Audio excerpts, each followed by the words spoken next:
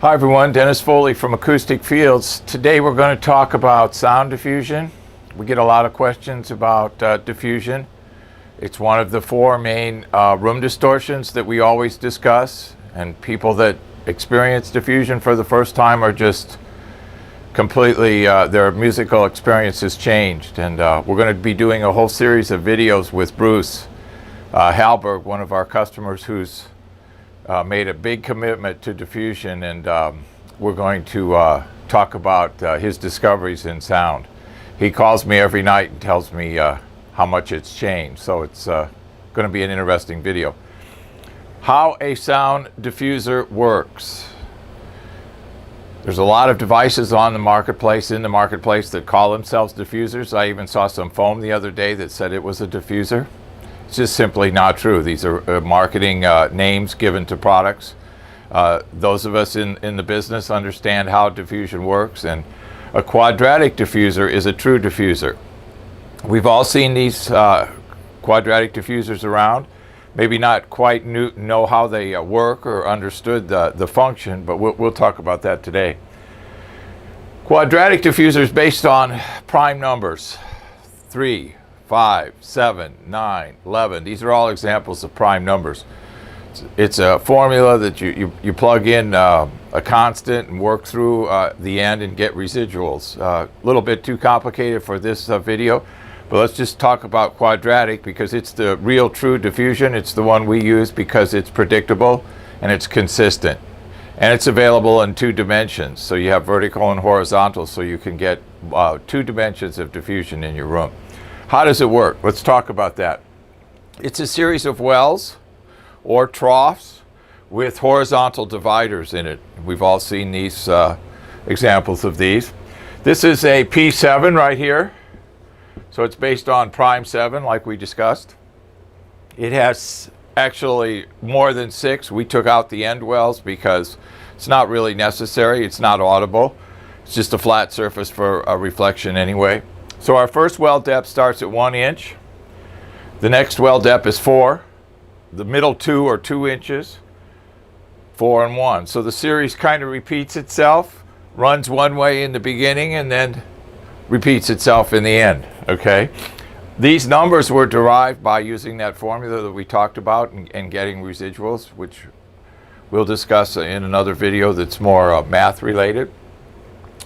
Each one of these well depths is based on quarter wavelength rule, and we'll talk about quarter wavelength rule in another video. So each one of these well depths is based on quarter wavelength rule. The distance across, or the horizontal dimension, is half wavelength. So let's just stick with the vertical ones for right now and look at the quarter wave rule. So our first well is 1 inch times 4, because it's 25%, remember, quarter wavelength. So that gives us a total wavelength of 4 inches. We want to find what frequency that is at. Speed of sound, let's just call it 1132 feet per second. So we have to change our inches to feet. It's a third of a foot, about 3,400 cycles. So this 1 inch depth is standard on quadratic diffusers for the end wells. And therefore our quadratic diffuser really will have an upper limit of around 3,400 cycles. Now we'll go the other way. We can always go lower. We can go down to even 80 cycles. The wells obviously get very deep.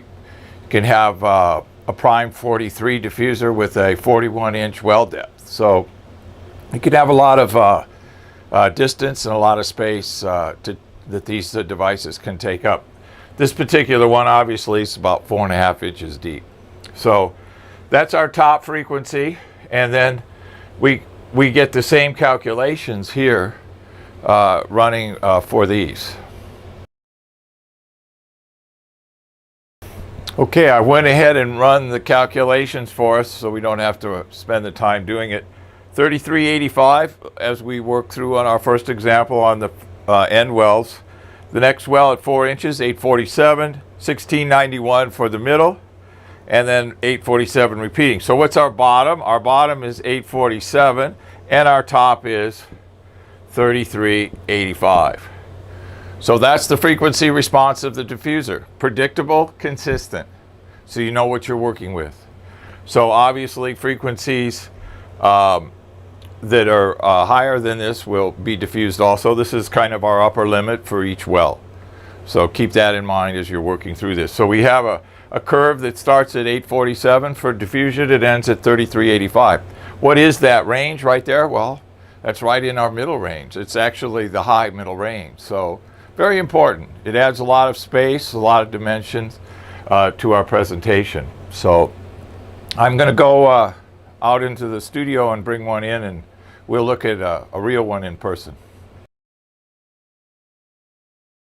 Okay, here's our Prime 7 base quadratic diffuser that we were just discussing. You can see the series of wells. Here's our first well, that's the 1. And then our second one is the deep one, which is the 4. The middle two are 2, repeating sequence again at 4 and 1. So this is what a quadratic diffuser looks like. When you position them vertically like this in a room, you get a horizontal diffusion. Sound energy enters the diffuser and then spreads out in this fan-like array, 180-degree array. So it doesn't reduce any amplitude, it doesn't take any energy away from the signal, and it doesn't change the time signature. It just takes that reflection and spreads it out in a nice 180-degree array. And it's amazing what that sounds like. And if you ever haven't heard it, you really should. If you change the diffuser's orientation and you put it horizontally, then you diffuse vertically. So there's an inverse relationship between position of the product and the performance. Okay, so horizontally we get a vertical diffusion.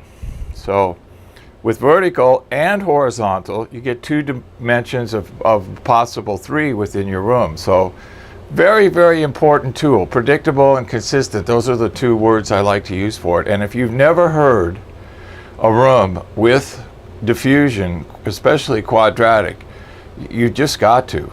I mean, you're missing out on such an important part of musical presentation in small rooms.